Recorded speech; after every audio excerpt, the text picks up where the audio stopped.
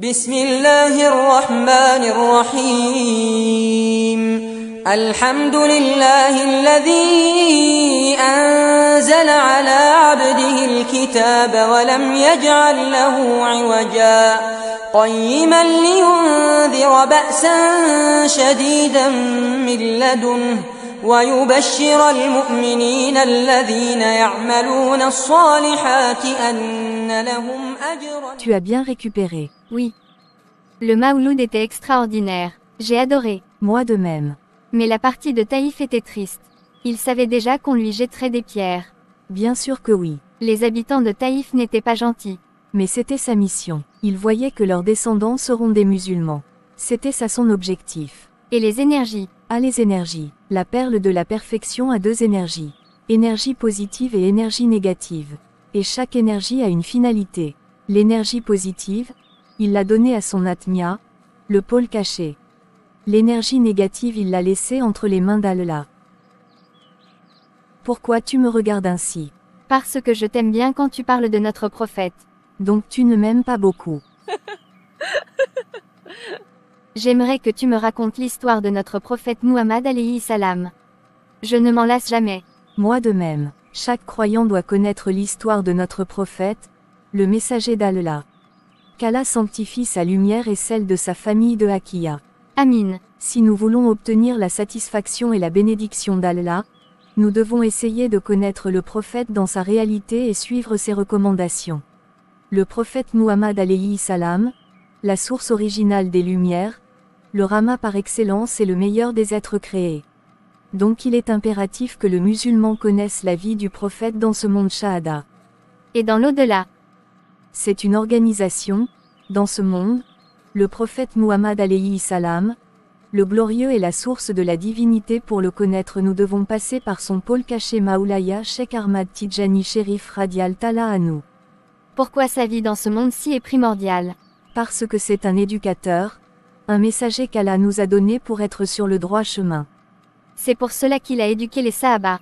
Oui, il l'a commencé par sa famille, ses enfants et ses époux.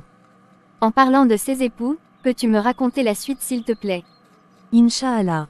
Une coutume confirmée par l'islam consistait à prendre d'autres femmes qui ne sont pas considérées comme des épouses titulaires. Aussi à la fin de vie Muhammad n'avait plus en fait que les 4 épouses légitimes permises par le Coran, Aïcha, Salama, Hafsa et Zainab.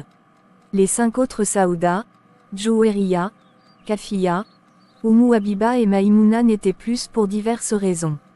Elles étaient que des épouses honoraires. D'accord, j'ai compris. Maintenant nous allons parler des Fatima de son ascendant et des Awatiques. Les Fatima qui constituent son ascendance sont la mère de celui qu'on destine au sacrifice, la mère d'Amr qui est son glorieux grand-père, la mère de la mère d'Amr, celle d'Uba, de Qusayl et des divergences dans la citation concernant celle de Bint Sahd. L'une d'elles fait partie des Quraïkites, les 2 sont de Kaï. Les 2 autres sont du Yémen. Quant aux Awatiques elles étaient 9 comme le dénombre Al-Juheri et Kamos. Selon Ibn Athir, leur nombre est 12 dont 2 de Fihr 3 de Sulaym. La première dit qu'elle est la tante de celle qui est au milieu. La deuxième dit qu'elle est la tante de la dernière sans aucun doute. 2 sont d'Admiya, une est affiliée aux Azd, une est de Kouda'a, une de Hudé et une d'Azd. De même il faut mentionner parmi El-Kinania. Je les cite sans tenir compte de l'ordre. Il en est du nom de Bint Galib, Bint Yaloud Bint Salid, Bint Hilal, Bint Ura, Bint Alokas comme cela est mentionné dans la citation, Bint Amir, Bint Adwan, de même Bint Azed, Bint Rashdan, Bint Dodan. La citation est complète. La tribu de Sulaym s'il est permis de se glorifier de sa nation peut se glorifier de l'envoyé antérieur de Dieu. Masha'Allah. Un hadith en effet relate ces propos du prophète. Je suis descendant des Awatiques de Sulaym dans la gloire. Oh la belle gloire qui leur donne une grande promotion durant la bataille de la Mecque, leur nombre était 2000. Quel triomphe pour leur drapeau. Il était rouge et flottait en tête. Que le salut soit sur tous ces drapeaux que brandissaient les hommes. Ces mots désignent la grand-mère du prophète ayant porté les noms de Fatima et Awatik. Masha'Allah qu'Allah sanctifie sa lumière abondamment. Allahumma amin. Maintenant allons récupérer mes commandes. Je te suis.